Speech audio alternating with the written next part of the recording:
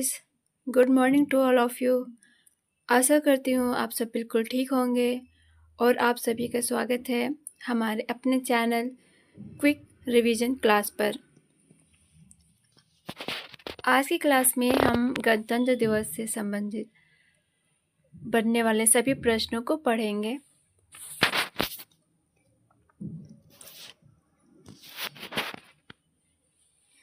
तो चलिए फिर आज की क्लास में हम आते हैं और पहला प्रश्न लेते हैं। पहला प्रश्न करने से पहले प्लीज़ इस वीडियो को आप लाइक कर दीजिए, सब्सक्राइब करें और शेयर करना नहीं भूलें। पहला क्वेश्चन है 26 जनवरी 2026 को भारत ने अपना कौन सा गणतंत्र दिवस रिपब्लिक डे मनाया है? तो इसका सही आंसर है ऑप्शन सी 77वां 77th गणतंत्र दिवस 26 जनवरी 2026 को भारत ने अपना बनाया है। नेक्स्ट क्वेश्चन है गणतंत्र दिवस परेड 2026 के मुख्य अतिथि चीफ गेस्ट कौन थे? ऑप्शन ए है Ursula von der Leyen, Antonio Costa या दोनों या एंथनी अल्बनीज। तो इसका सही आंसर हो जाएगा ऑप्शन सी दोनों। उर्सुला वॉन डेर लेयन जो ये हैं, एंटोनियो कोस्टा जो ये हैं, इन दोनों को गणतंत्र दिवस परेड 2026 के मुख्य अतिथि के रूप में बुलाया गया था।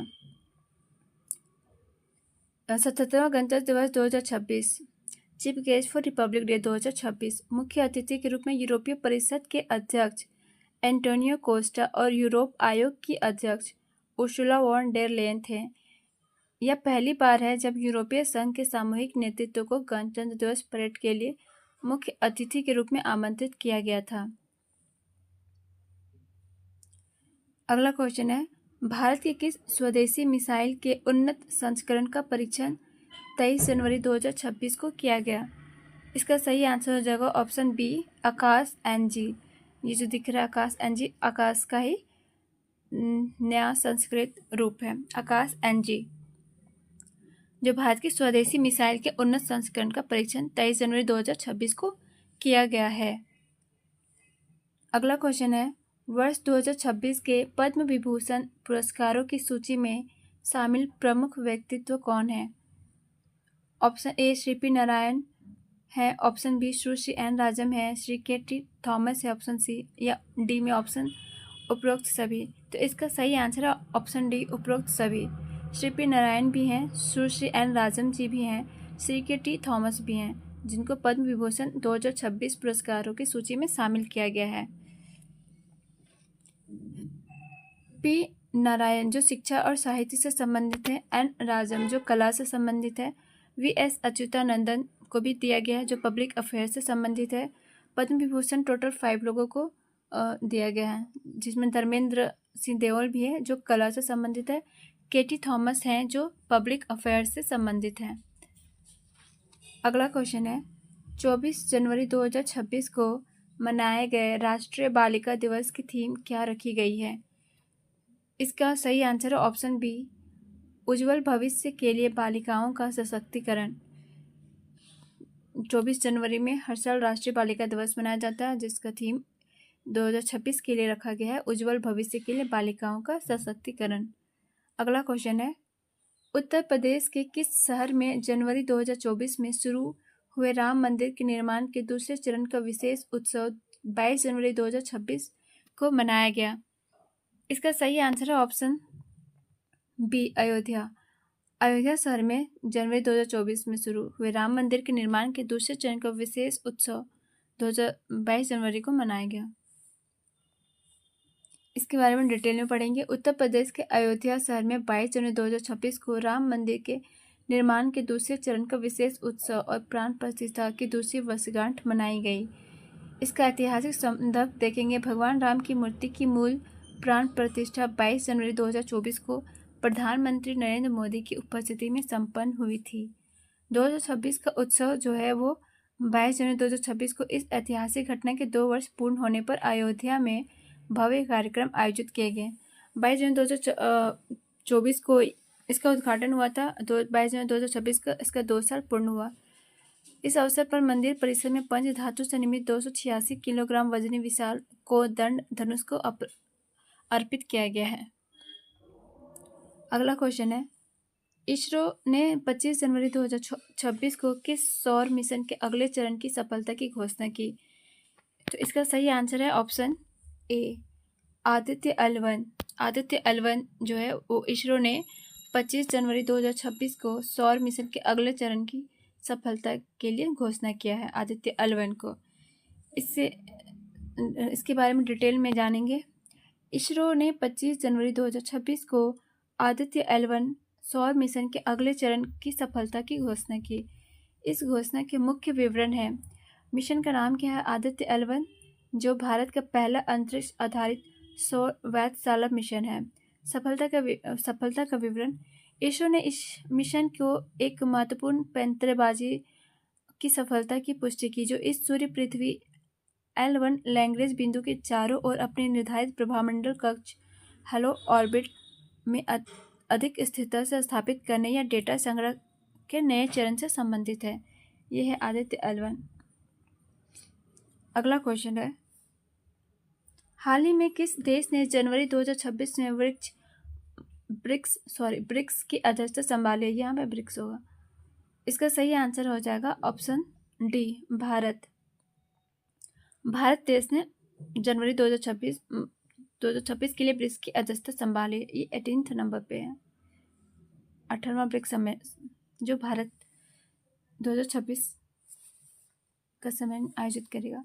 अगला क्वेश्चन है, 23 जनवरी 2026 को पराक्रम दिवस किसकी जयंती के उपलक्ष्य में मनाया गया? यह है सुभाष चंद्र बोस। तो इसका सही answer option C, Subhash Chandra Bose. Subhash Chandra Bose ji के बारे में डिटेल में जानेंगे। सुभाष चंद्र बोस, जिनका जन्म हुआ है 23 जनवरी 1897 को और मृत्यु हुई है 18 अगस्त 1945, जिन्हें नेताजी के नाम से भी जाना जाता है, भारतीय स्वतंत्रता संग्राम के सबसे प्रभावशाली और क्रांतिकारी नेताओं में से एक थे। इनका प्रसिद्ध नारा है, तुम मुझे खून दो, मैं तुम्हें आज़ादी दूंगा। उन्होंने जय हिंद की भी उद्घोष किया था, जो आज भी भारत का राष्ट्रीय नारा है। पराक्रम दिवस क्यों मनाया जाता है? भारत सरकार उनके जन्मदिन 23 जनवरी को हर साल पराक्रम दिवस के रूप में मनाती है। अगला क्वेश्चन है, राष्ट्रीय मतदाता दिवस 25 जनवरी 2026 का मुख्य विषय क्या था? नेशनल वोटर डे, जो 25 जनवरी को मनाया जाता है। तो इसका सही आंसर ऑप्शन ए, मेरा भारत मेरा वोट। मेरा भारत मेरा वोट 25 जनवरी 2026 का मुख्य विषय था। इसके बारे में डिटेल जानेंगे। 25 जनवरी 2026 को मनाए गए 16वें राष्ट्रीय मतदाता दिवस का मुख्य विषय मेरा भारत मेरा वोट है, जो इंग्लिश में माई इंडिया माई वोट था, जिसका टैग लाइन था, नागरिक भारतीय लोकतंत्र के दिल में, citizen at the heart of Indian democracy. Bharat हर साल 25 जनवरी को राष्ट्रीय मतदाता दिवस मनाता है। यह लोकतंत्र का वह उत्सव है जो प्रत्येक नागरिक को चुनाव प्रक्रिया भाग लेने के लिए सशक्त बनाता है। यह दिन भारत निर्वाचन आयोग की स्थापना दिवस का प्रतीक है, जिसकी स्थापना 25 जनवरी 1950 को भारतीय संविधान के अनुच्छेद आर्टिकल 324 के तहत की गई थी। अगला क्वेश्चन है, जनवरी 2026 में ICC रैंकिंग में किस भारतीय खिलाड़ी ने शीर्ष स्थान प्राप्त किया है? तो इसका सही answer option B, Virat Kohli. Virat Kohli ICC ranking में शीर्ष स्थान प्राप्त करने वाले अभी 2026 में भारतीय खिलाड़ी बने हैं। अगला क्वेश्चन है, डिजिटल इंडिया पहल के तहत किस नए पोर्टल को 24 जनवरी 2026 को लॉन्च किया गया? डिजिटल इंडिया पहल के तहत। तो इसका सही आंसर ऑप्शन सी, विकसित भारत पोर्टल। विकसित भारत पोर्टल जो है वो डिजिटल इंडिया पहल के तहत नए 24 जनवरी 2026 को लॉन्च किया गया है, विकसित भारत पोर्टल को। अगला क्वेश्चन है, हाल ही में घोषित प्रधानमंत्री राष्ट्रीय बाल पुरस्कार 2026 कितने बच्चों को दिया गया? प्रधानमंत्री राष्ट्रीय बाल पुरस्कार घोषित हुआ था दिसंबर 2025 में। तो इसमें दिया गया है ऑप्शन डी, इसका आंसर हो जाएगा सही, 20 बच्चों को प्रधानमंत्री राष्ट्रीय बाल पुरस्कार से सम्मानित किया गया है 2026 के लिए। अगला क्वेश्चन है, वर्ष 2026 में होने वाले G20 शिखर सम्मेलन का मेजबान देश कौन है? इसका सही answer option B, America. America वर्ष 2026 का होने वाला G20 शिखर सम्मेलन का मेजबान देश है। अगला क्वेश्चन है, 23 जनवरी को घोषित सुभाष चंद्र बोस आपदा प्रबंधन पुरस्कार 2026 किसे प्रदान किया गया है?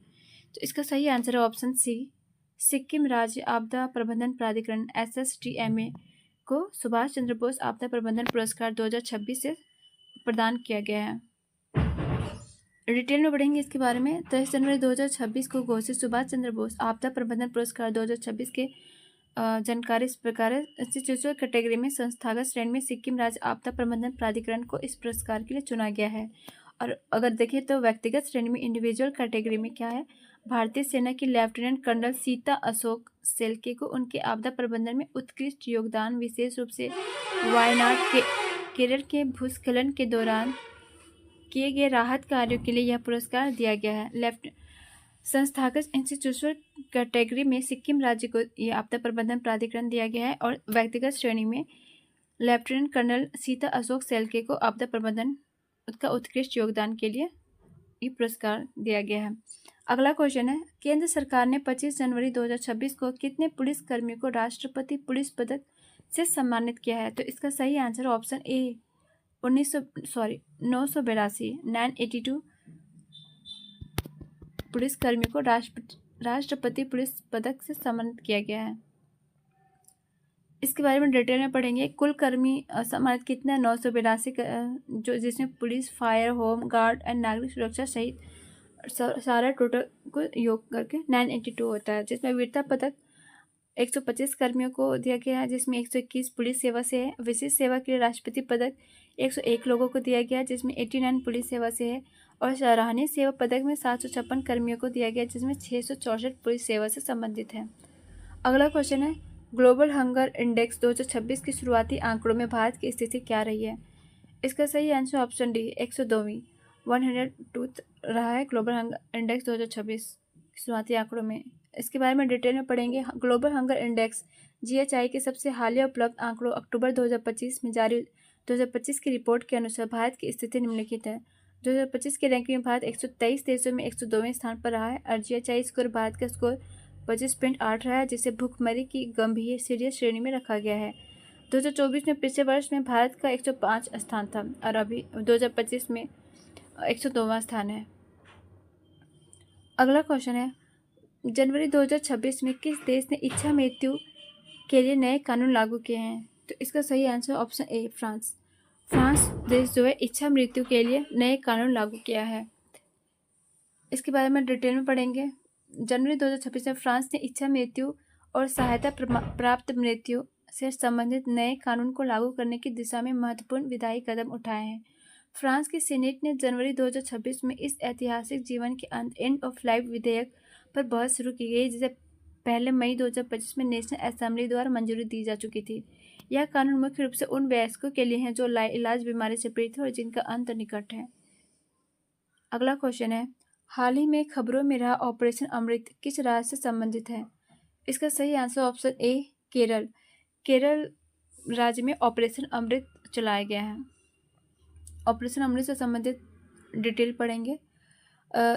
इसे केरल के औषधि नियंत्रण विभाग ड्रग कंट्रोल डिपार्टमेंट द्वारा शुरू किया गया है। इसका पूर्ण रूप है anti microbial resistance intervention for total health. Amrit का अर्थ है ये। इसका उद्देश्य क्या है? इसका मुख्य लक्ष्य राज्य में एंटीबायोटिक दवाओं के अत्यधिक उपयोग और बिना डॉक्टर के पर्चे ओवर द काउंटर के उनकी बिक्री को रोकना है। अगला क्वेश्चन है, भारतीय वायुसेना ने 26 जनवरी 2026 को फ्लाई पास्ट में पहली बार किस विमान का प्रदर्शन किया है? तो इसका सही आंसर ऑप्शन ए तेजस MK-1A। तेजस MK-1A को 26 जनवरी 2026 में फ्लाई पास्ट में पहली बार विमान का प्रदर्शन किया। इसके बारे में डिटेल में जानेंगे। भारतीय वायुसेना ने 26 जनवरी 2026 को 77वें गणतंत्र दिवस के फ्लाई पास्ट में पहली बार तेजस MK-1A का प्रदर्शन किया है। गणतंत्र दिवस 2026 के फ्लाई पास्ट की मुख्य विशेषताएं इस प्रकार रही है। तेजस MK-1A स्वदेशी रूप से निर्मित इस उन्नत हल्के लड़ाकू विमान LCA ने पहली बार गणतंत्र दिवस की परेड में अपनी ताकत दिखाई।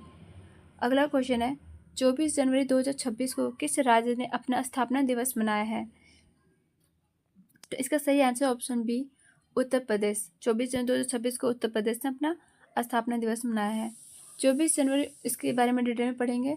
24 जनवरी 1950 को तत्कालीन यूनाइटेड प्रोविंसेस, जिसको पहले संयुक्त प्रांत के नाम से जाना जाता था, उनका नाम बदलकर उत्तर प्रदेश रखा गया 24 जनवरी 1950 को। इसका शुरुआत कब हुआ? उत्तर प्रदेश सरकार ने 2018 से प्रतिवर्ष 24 जनवरी को आधिकारिक तौर पर यूपी दिवस मनाना शुरू किया है। अन्य राज्यों का स्थापना दिवस: हिमाचल प्रदेश का स्थापना दिवस 25 जनवरी को है, मेघालय का स्थापना दिवस 21 जनवरी को है और मध्य प्रदेश का स्थापना दिवस 1 नवंबर को है। अगला क्वेश्चन है, जनवरी 2026 में हेनले पासपोर्ट इंडेक्स में भारत की रैंकिंग क्या रही है? इसका सही answer option A 80। Henley passport index में भारत की रैंकिंग 80 रही है। इसके बारे में पढ़ेंगे डिटेल में। हेनले पासपोर्ट इंडेक्स 2026 के अनुसार भारत की रैंकिंग 80वीं रही है। भारत ने पिछले वर्ष 2025 में 50वीं रैंक के मुकाबले में अपनी स्थिति 5 स्थानों का सुधार किया। इस नई रैंकिंग के साथ भारतीय पासपोर्ट धारक अब दुनिया के 55 देशों में वीज़ा मुक्त या वीज़ा ऑन अराइवल सुविधा के साथ यात्रा कर सकते हैं। शीर्ष देश रहा सिंगापुर। भारत के साथ साझा रैंकिंग में नाइजीरिया रहा और अल्जीरिया भी रहा। नाइजीरिया और अल्जीरिया को भी 80वां स्थान ही प्राप्त हुआ है। अगला क्वेश्चन है, विश्व आर्थिक मंच की वार्षिक बैठक जनवरी 2026 में कहाँ आयोजित हुई है? तो इसका सही आंसर ऑप्शन ए दावोस में। वर्ल्ड इकोनॉमिक फंड की वार्षिक बैठक जनवरी 2026 में दावोस में आयोजित हुई है। इसके बारे में डिटेल में पढ़ेंगे। विश्व आर्थिक मंच की 56वीं वार्षिक बैठक जनवरी 2026 में दावोस, स्विट्जरलैंड में आयोजित हुआ है। दिनांक या शिखर सम्मेलन 19 से 23 जनवरी 2026 तक आयोजित किया गया। स्विट्जरलैंड के पूर्वी अल्प्स में स्थित दावोस क्लस्टर्स में ये स्थान है। और विषय क्या रहा? थीम संवाद की भावना, अ स्पिरिट ऑफ डायलॉग। इसका विषय रहा अ स्पिरिट ऑफ डायलॉग, संवाद की भावना। अगला क्वेश्चन है, भारत रत्न 2026 के लिए मरणोपरांत किसे नामांकित 2026 के लिए इसमें ऑप्शन नहीं है, लेकिन इनमें से कोई नहीं हो जाएगा, नन ऑफ दिस हो जाएगा, क्योंकि 2026 के लिए किसी को भारत रत्न नहीं दिया गया। 2024 के लिए ये प्रदान हुआ था। कर्पूरी ठाकुर, MS स्वामीनाथन और ऑप्शन है ऑप्शन सी, इसका सही आंसर हो जाएगा। 2026 के लिए भारत रत्न किसी को भी नहीं दिया गया। कर्पूरी ठाकुर, MS स्वामीनाथन और लालकृष्ण आडवाणी को दिया गया था 2024 के लिए। डिटेल में पढ़ेंगे। कर्पूरी ठाकुर को बिहार के पूर्व मुख्यमंत्री है, मरणोपरांत इनको दिया गया भारत रत्न। MS स्वामीनाथन को भारत रत्न 2024 के लिए प्रदान किया गया था, जो हरित क्रांति के जनक है, इनको भी मरणोपरांत से सम्मानित हुआ है। लालकृष्ण आडवाणी को भी दिया गया था, जो बीजेपी के फाउंडर नेता में से एक है। और 2024 PV नरसिम्हा राव को भी दिया गया है मरणोपरांत, भारत रत्न दिया गया। और चौधरी चरण सिंह को भी मरणोपरांत दिया गया है। अगला क्वेश्चन है, 25 जनवरी 2026 को किस संवैधानिक संस्था ने अपने 76 वर्ष पूरे किए हैं? इसका सही आंसर हो जाएगा ऑप्शन बी, निर्वाचन आयोग ने अपने 25 जनवरी 2026 को 76 वर्ष पूरे किए हैं। 25 जनवरी 2026 को भारतीय निर्वाचन आयोग ECI ने अपने स्थापना के 76 वर्ष पूरे किए हैं। भारतीय निर्वाचन आयोग की स्थापना हुआ था 25 जनवरी 1950 को, जो भारत के गणतंत्र बनने 26 जनवरी 1950 से एक दिन पहले था। राष्ट्रीय मतदाता दिवस इसकी स्थापना के उपलक्ष्य में वर्ष 2011 से हर साल 25 जनवरी को राष्ट्रीय मतदाता दिवस मनाया जाता है, नेशनल वोटर डे। संवैधानिक प्रावधान, यह एक अस्थायी संवैधानिक संस्था है जिसका उल्लेख भारतीय संविधान के आर्टिकल 324 में है।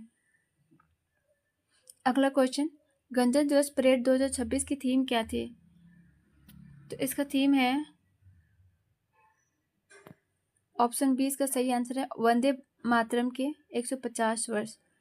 गणतंत्र दिवस परेड 2026 की थीम है वंदे मातरम के 150 वर्ष। इसके बारे में डिटेल में पढ़ेंगे। गणतंत्र दिवस 2026 की मुख्य थीम है वंदे मातरम के 150 वर्ष, जो 1876 में बंकिम चंद्र चट्टोपाध्याय द्वारा प्रतिष्ठित गीत की रचना की 150वीं वर्षगांठ की याद में थी।